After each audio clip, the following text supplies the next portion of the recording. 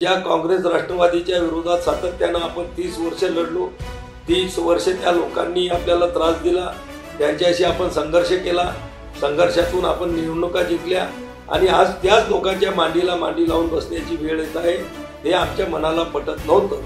हार जीत ही लपंडावरे जिद्द राहू दे मनी झुंजायची पुन्हा अडवतील ही राघवादळे सिद्ध होनी तुला उजळायचे पुन्हा साधूच हो रे विधाता जन्म घे विजेता।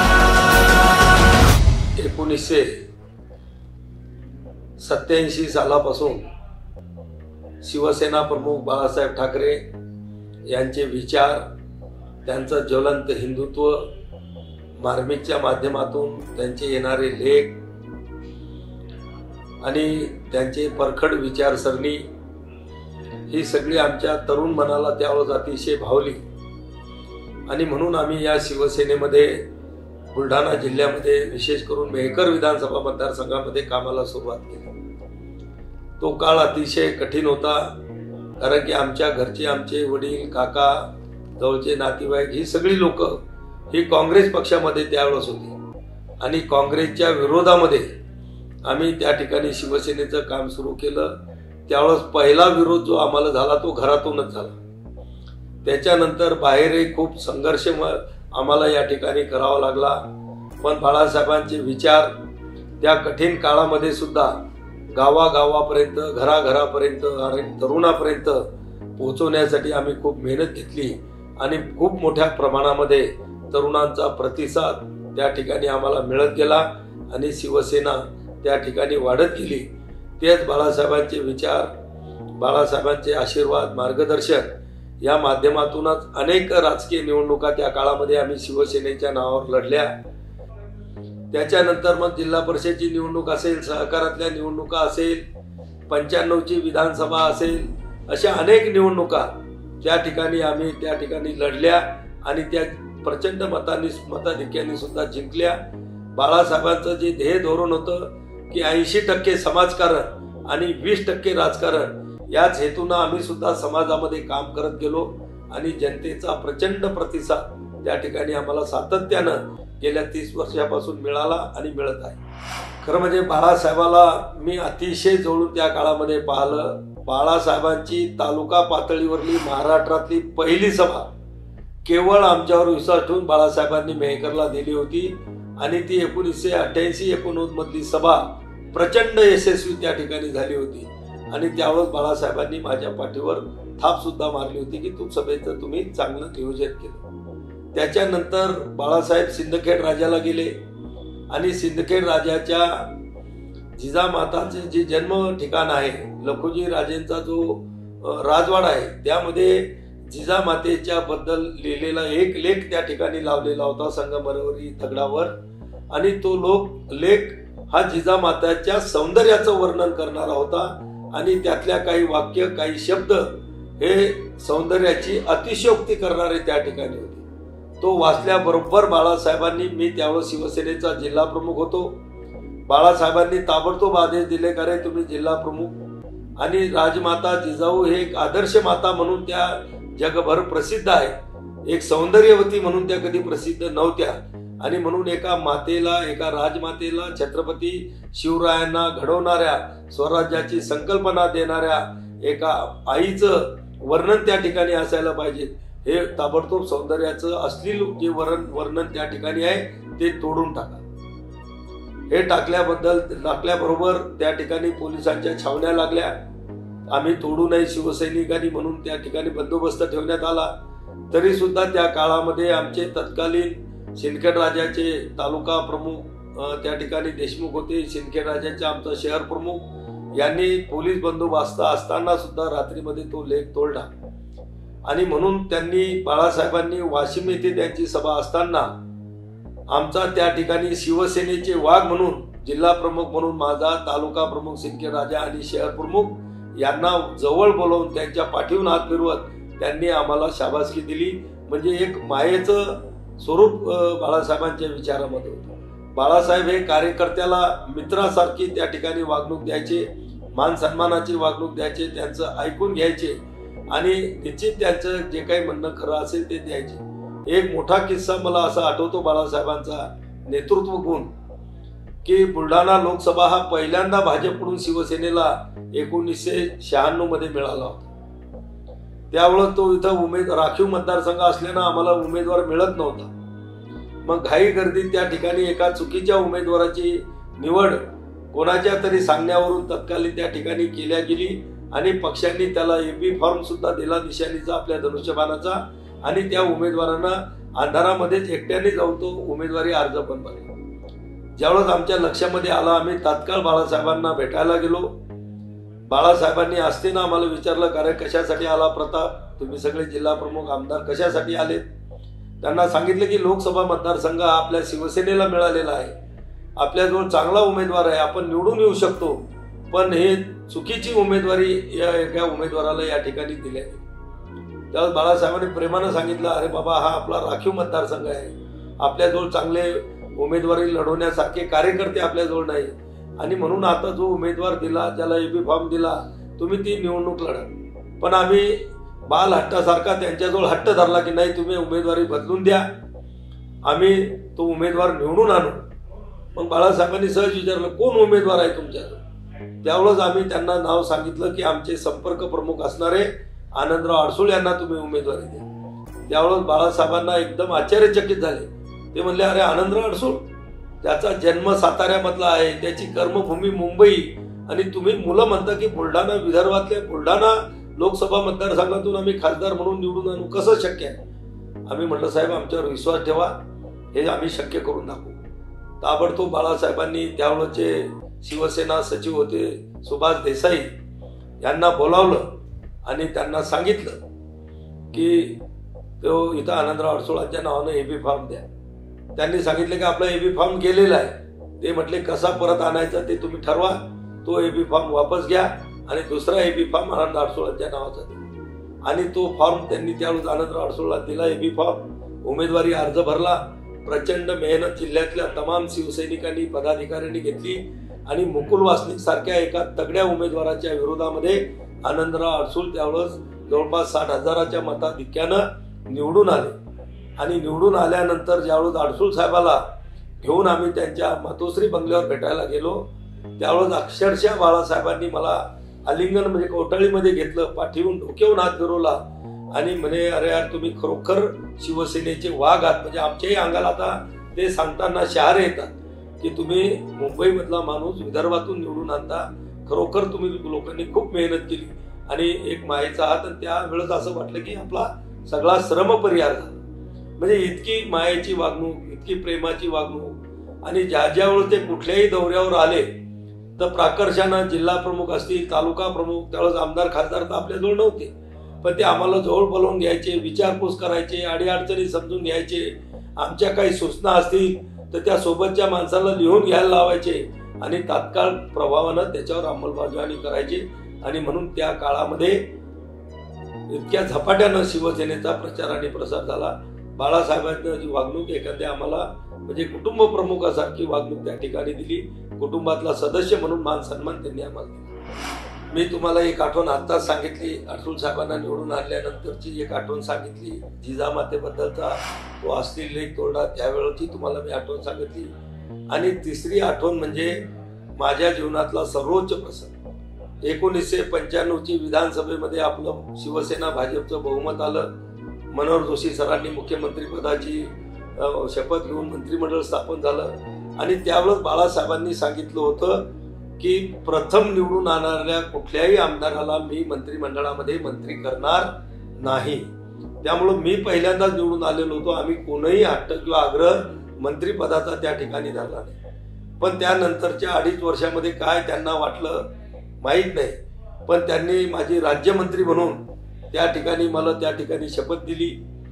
मला इरिगेशन आणि क्रीडासारखं महत्वाचं खातं या राज्यामध्ये दिलं.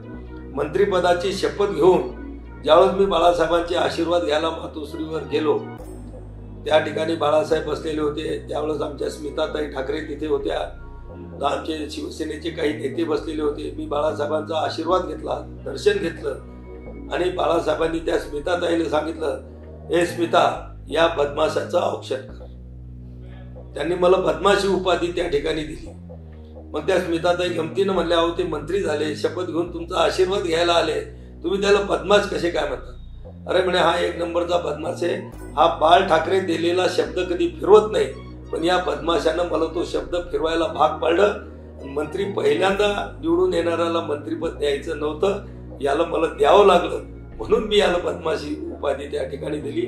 खरोखर तोही एक सुद्धा जीवनातला एक मोठा प्रसंग आहे. उद्धव साहेब ठाकरे हे शिवसेनेचे पक्षप्रमुख म्हणून ज्यावेळेस नेमणूक झाली, त्यावेळेस त्या महाबळेश्वरच्या कार्यक्रमामध्ये मी होतो. त्यावेळेस अक्षरशः आमच्या सगळ्यांना अपेक्षा होती की पक्षाचं कार्याध्यक्ष म्हणून राज ठाकरे साहेबांची निवड त्या ठिकाणी होईल. पण अनअपेक्षित त्यांचं काय शिजलं, काय झालं, काही कळलं नाही. पण राज साहेबांनाच उद्धव ठाकरे साहेबांच्या नावाची कार्याध्यक्ष म्हणून घोषणा केली आणि ती आम्ही बाळासाहेबांचा आदेश शिरसावत म्हणून आम्ही ते त्यांनी दिलेला शब्द आम्ही तो स्वीकारला. पण उद्धव साहेब ठाकरे हे म्हणजे जन्मतःच बाळासाहेबांच्या पोटी जन्माला असल्यामुळं ते जन्मतःच नेता म्हणून जन्माला आलेले होते. आणि बाळासाहेब जे होते ते श्रमातून, कष्टातून कार्यकर्ता म्हणून शिवसेना प्रमुख पदापर्यंत गेले. एक एक कार्यकर्ता त्यांनी या महाराष्ट्रामध्ये उभा केला, आपले विचार त्या ठिकाणी पोहोचवले. मात्र उद्धव साहेबांना अशी मेहनत घेण्याचं कुठेही काम पडलं नाही. आयतं संघटना आणि आयतं संघटनेचं कार्याध्यक्षपद त्यांना मिळालं. त्यांनी कुठलाही कार्यकर्ता स्वतः घडवलेला नसल्यामुळं कार्यकर्त्याची किंमत उद्धव साहेबांजवळ कधीच नव्हती आणि कधी कार्यकर्त्याला त्यांनी किंमतही दिली नाही किंवा त्यांची कधी विचारपूसही काळजीपूर्वक केल्या गेली नाही किंवा त्यांना पाहिजे तसा मान सन्मानही त्या ठिकाणी दिला गेला नाही. हा बाळासाहेबांच्या आणि उद्धव साहेबांच्या वागण्यातला आणि विचारातला तो फरक होता. त्यानंतर उद्धव साहेब 2.5 वर्ष या महाराष्ट्राचे मुख्यमंत्री झाले. तोही प्रसंग आमच्यासाठी कठीण होता, कारण की 2019ची लोकसभा असेल माझी किंवा 2019ची विधानसभा निवडणूक ह्या आम्ही शिवसेना भाजप युतीवरच लढल्या. आदरणीय बाळासाहेबांचा फोटो आणि नरेंद्र मोदीजींचा फोटो वापरून प्रचंड मताधिक्याने त्या निवडणुका आपण जिंकल्या. लोकांनीही या दोन्ही नेत्यांच्या विचारावर आणि नेतृत्वावर विश्वास ठेवून प्रचंड असं बहुमत भाजप शिवसेना युतीच्या आमदाराला दिलं. जवळपास 165-67 आमदार त्यावेळेस युतीचे निवडून आले होते. पण परिस्थिती अशी निर्माण झाली की त्यावेळेस भाजपजवळ फक्त 106 आमदार होते 2009 मध्ये. शिवसेनेजवळ 55-56 आमदार होते, राष्ट्रवादीचे 50-52, काँग्रेसजवळ 44-45. म्हणजे कुठल्याही 2 पक्ष किंवा 3 पक्ष एकत्र आल्याशिवाय सरकार बनत नव्हतं. अशी त्रिशंकू परिस्थिती निर्माण झाल्यानंतर काय त्यांचं आतलं राजकारण शिजलं आता ते आमच्यासारख्या कार्यकर्त्याला इथं माहीत नाही किंवा आम्ही सांगू शकत नाही.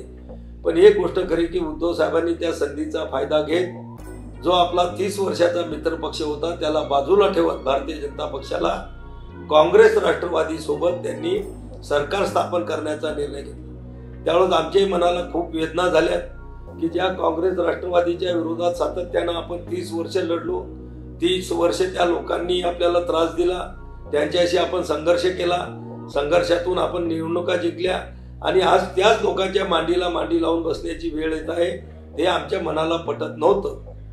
पण शिवसेना प्रमुखाच्या आणि शिवसेनेच्या रचनेप्रमाणे आम्ही त्या आदेशाचं पालन केलं. त्या ठिकाणी मन मोडून आम्ही तो निर्णयात सहभागी झालो आणि मनाच्या एका कोपऱ्यामध्ये मात्र थोडासा आनंद होता की चला आपल्या शिवसेनेचा पक्षप्रमुख आज मुख्यमंत्र्यांच्या खुर्चीत बसतो. येणाऱ्या पुढच्या काळामध्ये मग या राज्यातला शिवसैनिक असेल, शिवसेनेचा पदाधिकारी असेल, लोकप्रतिनिधी असेल, आता या लोकांना नक्की न्याय मिळेल, यांचा मान सन्मान होईल. आणि म्हणून एक थोडंसं काम झालं, एका बाजूनं थोडीशी अपेक्षा पण त्यांच्याकडून होती आणि म्हणून तो आम्ही त्या ठिकाणी स्वीकारलं. पण त्या 2.5 वर्षाच्या काळामध्ये आम्ही पाहिलं कुठल्याही कार्यकर्त्याला साध्या तालुका पातळीवर, जिल्हा पातळीवरच्या समित्याच्या नेमणुका झाल्या नाहीत, कोणाला मान सन्मान मिळाला नाही, आमदारांच्या तिथं भेटी होत नव्हत्या, खासदाराला भेटल्या जात नव्हतं. आम्ही जे आमचे विकास कामाचे पत्र घेऊन जायचो एकाही पत्रावर उद्धव साहेबांनी स्वतः आमच्या समोर सही केली नाही. आलेला आमचा कागद हातात घेऊन ते पीएच्या हातामध्ये देऊन टाकायचे. आणि नंतर त्या आमच्या दिलेल्या पत्राचं काय व्हायचं हे आम्हाला सुद्धा त्या ठिकाणी शेवटपर्यंत कधी कळत नव्हतं. आणि म्हणून हळूहळू कामं होत नव्हती. आणि या उलट आमच्यासोबत सत्तेमध्ये झालेले जे आमचे विरोधक 2 मित्र आम्ही त्याच्यामध्ये घेतले होते, त्यांनी मात्र उद्धव साहेबांच्या या अकार्यक्षम स्वभावाचा फायदा घेत शिवसेनेला दाबण्याचं, संपवण्याचं आणि स्वतःचे पक्ष मजबूत करण्याचं काम मोठ्या प्रमाणात सुरू केलं. आणि मग साहजिकच या सगळ्या आमदार, खासदार आणि शिवसेनेचे पदाधिकारी यांच्या मनामध्ये भीती वाटायला लागली की असं चाललं तर आपलं पुढचं राजकीय भवितव्य का, याच्यामुळं आपण सगळे संपून जाऊ, शिवसेना संपून जाईल, शिवसेना बाळासाहेबांचे विचार हे कायम राहिले पाहिजे. आणि म्हणून सगळ्यांच्या मनामध्ये तळमळ होती, सगळ्यांना आपल्या राजकीय भविष्याची चिंता वाटत होती. कोणीतरी पुढाकार घ्यावा आणि हे सगळं थांबवावं आणि बाळासाहेबांचे विचार पुढे नेत राहावं हे सगळ्यांना मनापासून वाटत होतं. पण शेवटी कोणी पुढे यायला तयार होत नव्हतं. पण त्या काळामध्ये सुद्धा एकनाथराव शिंदे सारखा एक साधा सरळ शिवसैनिक या बाळासाहेबांच्या, आनंद दिघे साहेबांच्या विचारानं त्या ठिकाणी भारावलेला एक शिवसैनिक, त्यांना सुद्धा हे आमदार खासदाराचे दुःख, शिवसेनेची होत असलेली महाराष्ट्रातली अधोगती, मित्र पक्ष त्या सत्तेत असणारे घेत असलेला आपला गैरफायदा हे त्यांच्याकडून पाहल्या गेलं नाही. आणि म्हणून मग त्यांनी एकदम धाडसी निर्णय घेतला. अगदी कोणाशी विचार विनिमय सुद्धा त्यांनी जास्त केला नाही की जे व्हायचं ते होईल, पण मला बाळासाहेबांचे, आनंद दिघे साहेबांचे विचार मला जिवंत ठेवायचे आहे. माझ्या राजकीय भवितव्याचं जे काय होईल ते माझ्या नशिबानं होईल. पण त्यांनी हे त्या ठिकाणी उडी घेतली. जसं आपण म्हणतो की मांजराच्या गळ्यात कोणी घंटा बांधायची, ती घंटा बांधण्याचं काम एकनाथराव शिंदे साहेबांनी केलं.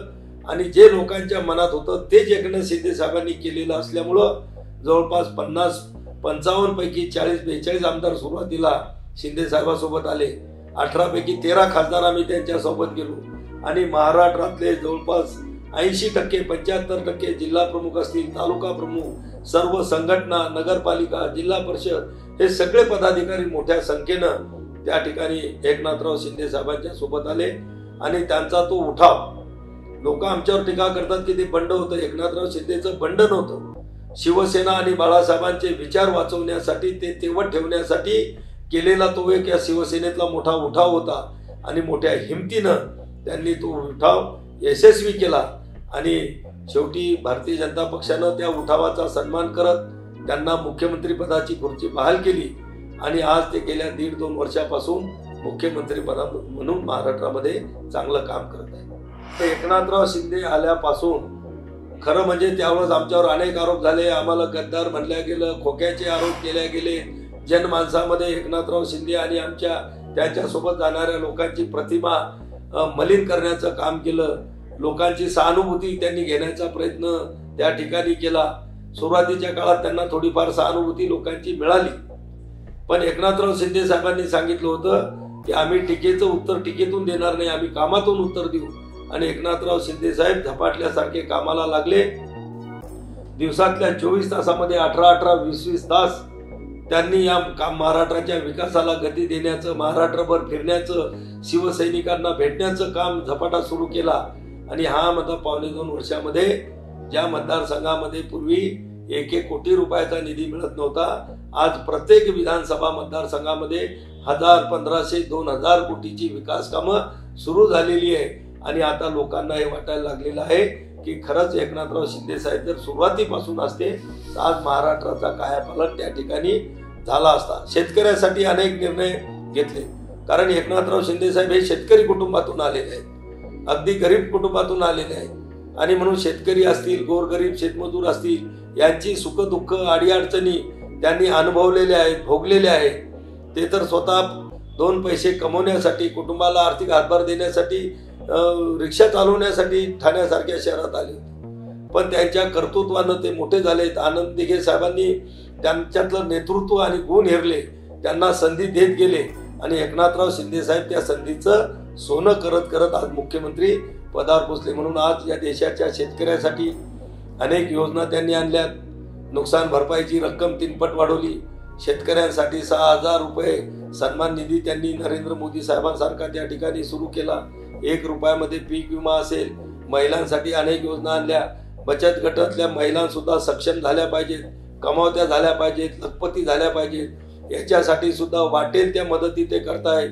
आज माझ्या बुलढाणा लोकसभा मतदारसंघामध्ये त्यांच्याच मार्गदर्शनाखाली आज जवळपास बचत गटांनी निर्माण केलेल्या वस्तू विक्री करण्यासाठी 100 कायमस्वरूपी शॉप आम्ही बांधलेले आहेत.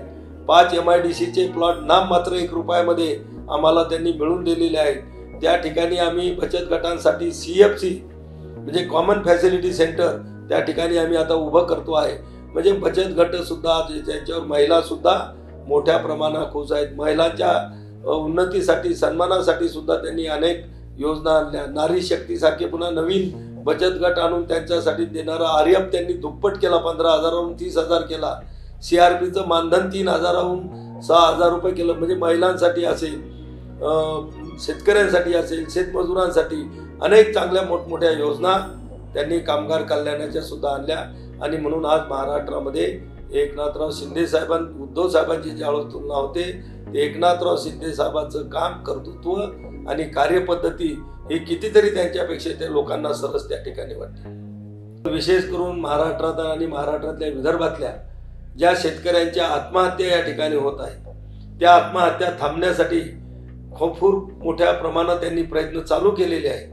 या आत्महत्येमागचं जे एक प्रमुख कारण होतं की या विदर्भातल्या शेतकऱ्यांची शेती ही निसर्गाच्या पाण्यावर अवलंबून होती. सिंचनाच्या सुविधा नव्हत्या. मोठमोठी धरणं किंवा धरणामध्ये पाणी त्या ठिकाणी येत नव्हतं. धरण्या भरल्या जात नव्हते. पाऊस कमी व्हायचा, कधी कोरडा दुष्काळ राहायचा, कधी ओला दुष्काळ. आणि म्हणून शेतकऱ्याला सिंचनाची व्यवस्था व्हावी म्हणून माननीय अटल बिहारी वाजपेयीची जी संकल्पना होती नदी जोड प्रकल्प, त्यामध्ये महाराष्ट्रामध्ये त्यांनी मग कोकणात म्हणजे याच्यातलं सह्याद्रीवरचं समुद्रामध्ये वाहून जाणारं पाणी मग ते मराठवाडा ग्रीडमध्ये आणण्यासाठी त्यांनी मान्यता दिली. आणि विदर्भातले आत्महत्याग्रस्त जे 6 जिल्हे आहेत या 6 जिल्ह्यातल्या शेतकऱ्याला बारमाही पाणी मिळावं म्हणून वैनगंगा, नळगंगा आणि पैनगंगा या नदी जोड प्रकल्पाला जवळपास 92,000 कोटी रुपयाचा हा प्रकल्प आहे. याला केंद्रानं आणि राज्यानं सुद्धा आता सर्वेला मान्यता दिलेली आहे. भविष्यात हे काम झालं तर विदर्भातल्या शेतकऱ्याला आणि त्याच्या शेतीला बारमाही पाणी मिळणार आहे आणि त्यामुळं शेतकरी सुखी आणि समृद्ध होणार आहे आणि निश्चित शेतकऱ्याच्या आत्महत्या त्या ठिकाणी थांबणार आहेत. म्हणजे शेतकऱ्यासाठी खूप मोठं काम एकनाथराव शिंदे साहेब मोठ्या धाडसानं त्या ठिकाणी करतायत. आपल्या देशामध्ये लोकशाही आहे आणि लोकशाहीमध्ये जे काही राजकीय पक्ष असतात त्या राजकीय पक्षामध्ये सुद्धा लोकशाही असली पाहिजे हे निवडणूक आयोगाचं बंधन आहे. पण तुम्हाला माहिती आहे की उद्धव साहेबांच्या काळामध्ये शिवसेना पक्षामध्ये लोकशाही संपुष्टात आणून हुकुमशाही त्या ठिकाणी सुरू झालेली आणि म्हणून ज्यावेळेस या पक्षामधून एकनाथराव शिंदेंनी उठाव करून बाहेर आले, निश्चित पक्ष कोणाचा, निशाणी कोणाची हा वाद निवडणूक आयोगासमोर गेला.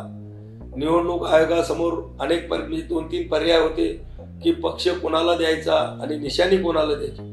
त्यातलं पहिलं जे कारण होतं ते संघटनात्मक कारण की संघटना कोणाच्या बाजूने आहे. आणि ज्यावेळेस निवडणूक आयोगाकडे दोन्ही पक्षाच्या वतीनं संघटनाचे कागदपत्र किंवा डॉक्युमेंट देण्यात आले ते सगळ्या कागदपत्राचे जे डॉक्युमेंट होते किंवा जे पदाधिकारी दाखवले होते हे निवडून आलेला एकही पदाधिकारी याच्यात नव्हता. म्हणजे पक्षांतर्गत पदासाठी ज्या अंतर्गत निवडणुका व्हायला पाहिजेत ती एकही निवडणूक उद्धव ठाकरे साहेबांनी घेतलेली नव्हती. जे काही नेते असतील, उपनेते असतील, संपर्क प्रमुख असतील, जिल्हा प्रमुख असतील, तालुका प्रमुख, एवढंच नाही तर शाखा प्रमुखापर्यंत हे सगळे नियुक्त केलेले लोक होते. आणि म्हणून निवडणूक आयोगानं सांगितलं की नियुक्त एक माणूस जर प्रमुख असेल तर त्यांनी केलेल्या नियुक्त्या आहेत त्याच्याच बाजूनं हे करू शकतात.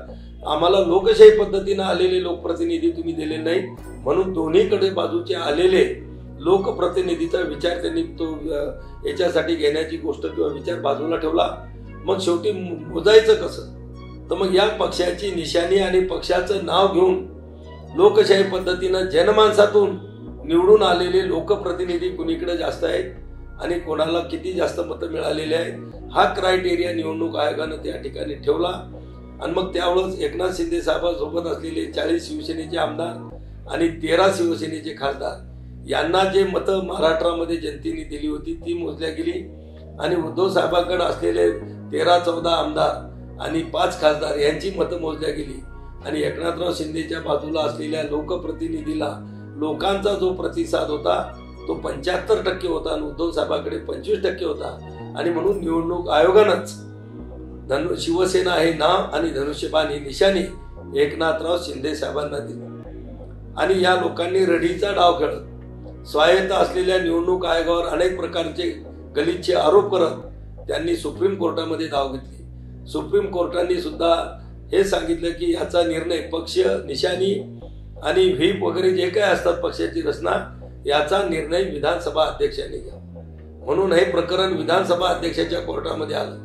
आपले विधानसभेचे जे अध्यक्ष आहेत ते कायदे पंडित आहेत, स्वतः ॲडव्होकेट आहेत, अतिशय हुशार आहेत.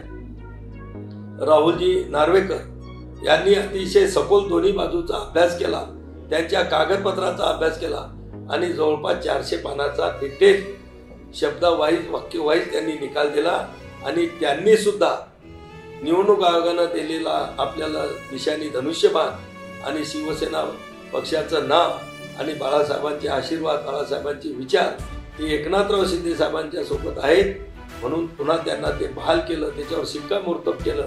आणि पुन्हा एकदा शिक्कामोर्तब झाल्यामुळं संपूर्ण महाराष्ट्रामध्ये तमाम बाळासाहेबांच्या विचाराच्या शिवसैनिकांनी आनंदोत्सव या ठिकाणी साजरा केला, आतिषबाजी केली आणि लोकांमध्ये पेढे वाटले आणि एक प्रकारचा आनंद त्या ठिकाणी व्यक्त केला. हार जीत ही लपंडावरे जिद्द राहू दे मनी झुंजायची